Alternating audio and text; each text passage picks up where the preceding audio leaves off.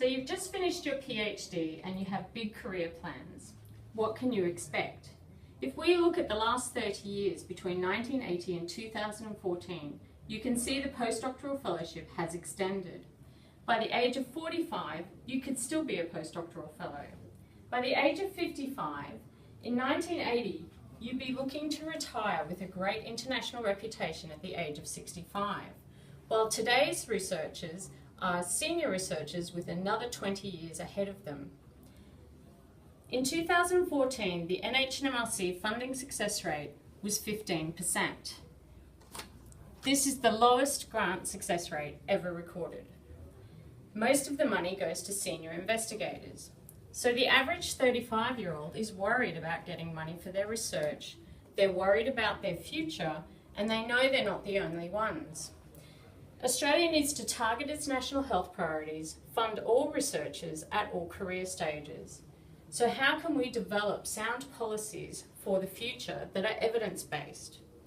VisMy grant makes the dollars transparent and gives us the details. We spent a good portion of the first day having a look at the data that we had and cleaning it and agreeing on what format and columns we were going to require. One of the team members, Scott, spent a lot of time, a lot of expertise, generating all of that through R. Once we had that data, we then moved into looking at different ways to analyse that, and this is our dashboard that brings all of that together. So what I did is try to find a way to easily view visually how the breakdowns work out for the types of funding or the amount of grants. So as an example, we can run through institution and gender. We click the refresh button and we'll come down here and see each of these circles here represents a university, and within that the breakdown of gender. So University of Melbourne, for example, has 719 successful awards and 1,313 for males. So one of the things that we really wanted to do going into this project, that the problem owner wanted to do, was visualise how the trends in the NHMRC funding had changed across time.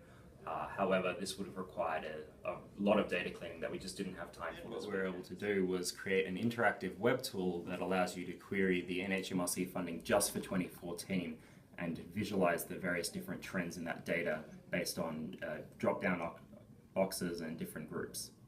We can now track who's receiving funding year on year. We can see this is increasing over time, particularly in 2014. Here we can see the imbalance of funding for females in senior positions year on year.